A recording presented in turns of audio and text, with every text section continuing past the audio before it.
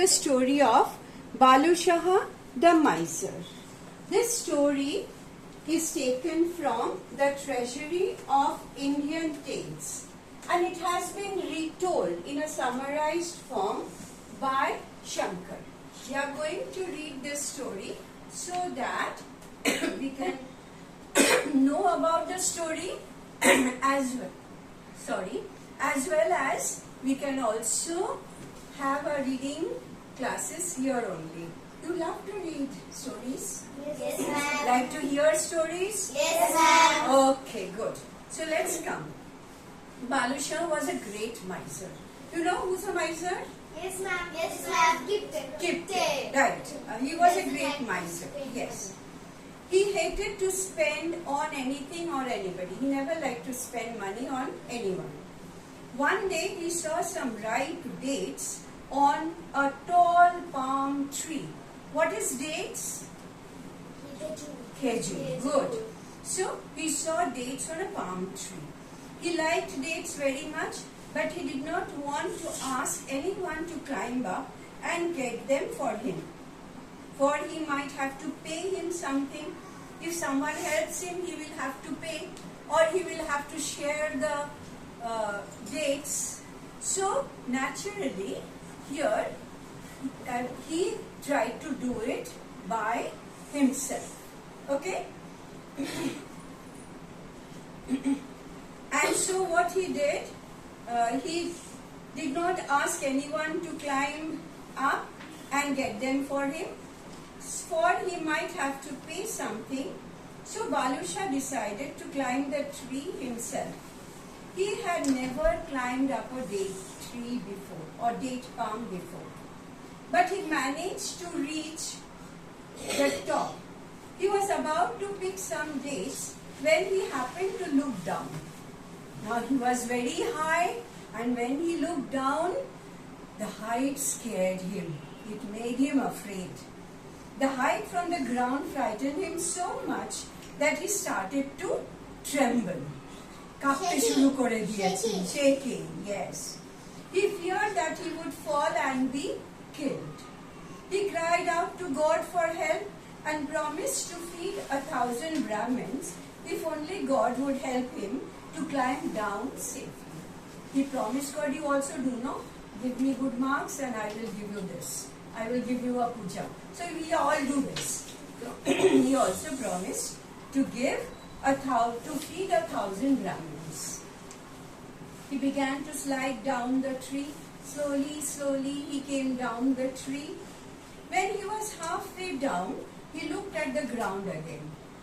Now the distance from the ground did not seem so dangerous. He had come halfway down, no? So it was not very much. At the same time, the number of Brahmins he had promised to feed appeared to be too many. He thought, why should I pay 1,000? Why should I pay for feeding 1,000 Brahmins? So he decided to reduce the number, because he had already come down and he was a miser. So he said, he slid down further. He felt certain that God would be satisfied if the number was only 500. He was a miser, I told you. So he decided that 500 is enough for God, because I've already come down half the way. He slid further down the tree. Now, even 500 seemed to be a large number. He already came down a long way, no? So he's thinking, why should I give 500? Even 500 was too much for him. God will understand my difficulty in feeding so many. He said, it would be reasonable to reduce the number to 200. So he said, 500 is too much. It will take a lot of money. So I will take only 200. In this way, the lower he slid down, the lower he came down, he reduced the number of Brahmins for feeding. Slowly, 200 to 100, and in this way it came down. And when at last he reached the ground, he took a solemn vow that he would feed one Brahmin to please the God. So from 1,000 Brahmins, it came to only one Brahmin. Now Balusha now started calculating how much it would cost to feed a Brahmin. Now to feed one Brahmin also he started thinking how much it will cost, how much rice, how much pulses, how much fish, what will be the price of it. The best thing he thought would be to invite a Brahmin who ate only a small quantity of food. He made enquiries and was told that a Brahmin named Janki Das ate very little. Now he went everywhere asking, do you eat more? Does he eat more? Does he eat more? So one who eats very less, he was invited for lunch. He explained that he had invited one to come the next day. To please God, we must feed the Brahmin, Shamli, he said, that is his wife, and do everything that is required. But remember, we shall spend as little as possible. We are not going to spend more money. Janki Das saw Balu hurrying to the market in the morning, so he went to Balu's house. Shamli was upset to see the guest arrive so early, but she greeted him politely. She said, okay, come in, because after all it was the only Brahmin guest coming to fulfill the promise, so she invited him and welcomed him. I am on my way to the temple, explained Janki Das. I thought you might require some help or advice. Thank you very much, replied Shamli. I am trying my best to observe the rules and conventions. When you invite someone, you try to make good dishes. And what are the rules and conventions? With us, with we Bengalis, we start with something bitter, which you don't like, teto, and we end with something sweet. And in the, you like it? Very good, even I like it. I also like it. Okay. I like it also. Very good. You should eat bitter things for your body. It is healthy. Yes. I am trying my best to observe the rules and conventions, but I shall follow whatever instructions you give. If you give me some instructions, that also I will follow. It is a simple matter, said the guest, so long as you remember one important point. Though the vow is to feed only one man, you have to prepare food for 10 people. It is for one man but 10 people. Now that was a big headache for her. I trust you know the number of dishes to be served. Shamli told him the dishes she was preparing. She told him what things she was preparing. That is all right. But add 3 more sweets to please God Ganpati. You know who's Ganpati? Yes, ma'am. Ganesha, Lord Ganesha. We have to please all the gods, you know. The Brahmin then took his leave. He said, add 3 more sweets and we will complete the full formality of promise, Shamli prepared all the food by noon and soon the guests arrived.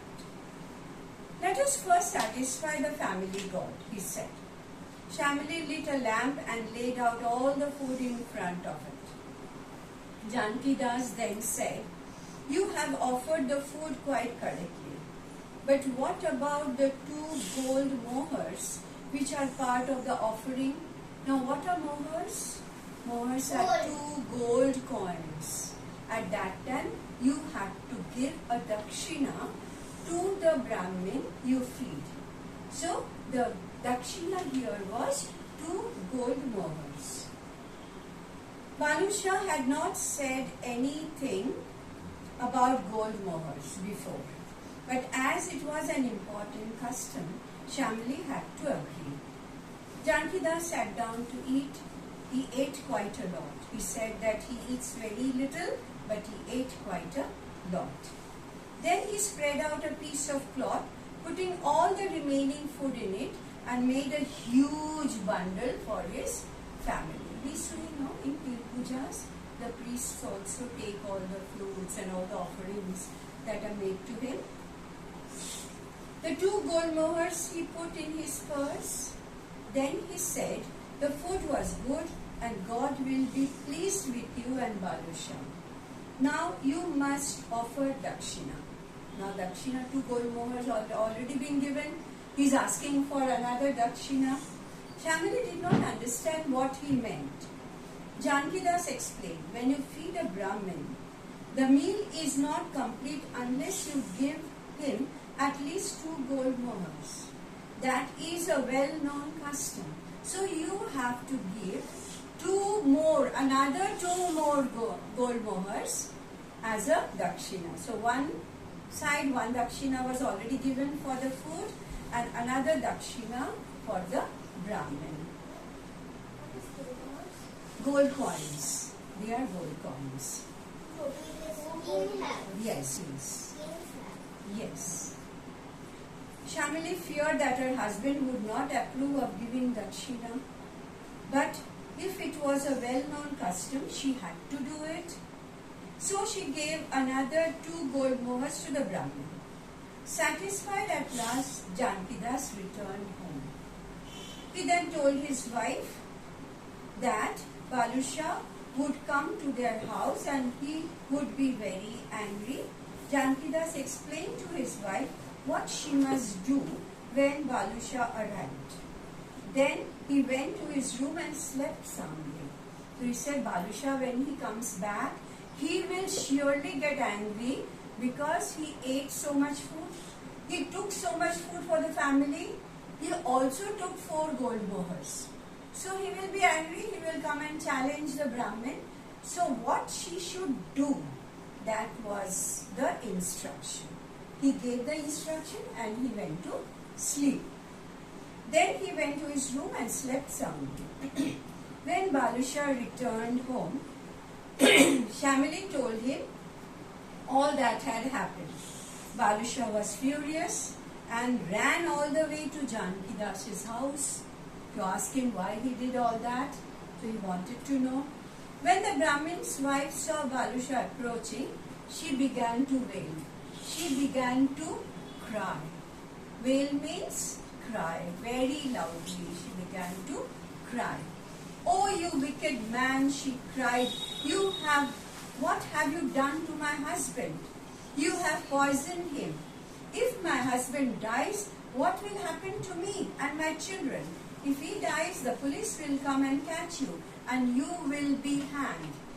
So she played a trick. She said, see if anything happens to my husband because you fed him with poison and all in the food. Now police will take you and give you a good punishment. Poor Balusha. Don't shout like that, begged Balusha. Everyone will hear you. Why don't you send for a doctor? A doctor? What about his fee? Give me 10 gold mohurs and I shall send for a doctor. Now she and the priest were very clever. The Brahmin was very clever.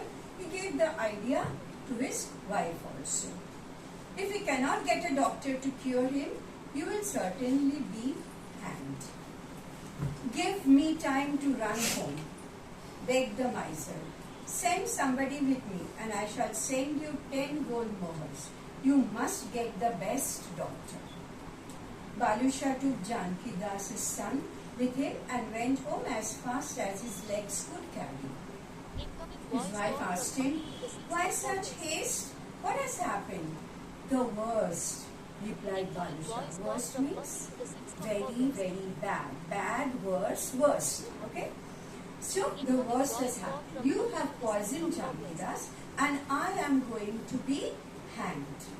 He gave 10 gold mohurs to the boy and said, now run home and give these to your mother and tell her to get the best doctor at once. The boy took the gold mohurs and ran home. Balusha took a solemn vow. Solemn means very serious and vow means promise. He took a serious promise that he would feed 1,001 Brahmins if he was saved from the gallows. Gallows means death sentence. So if he was saved, then he would feed 1,001 Brahmin. Now what he will do later on, that we don't know.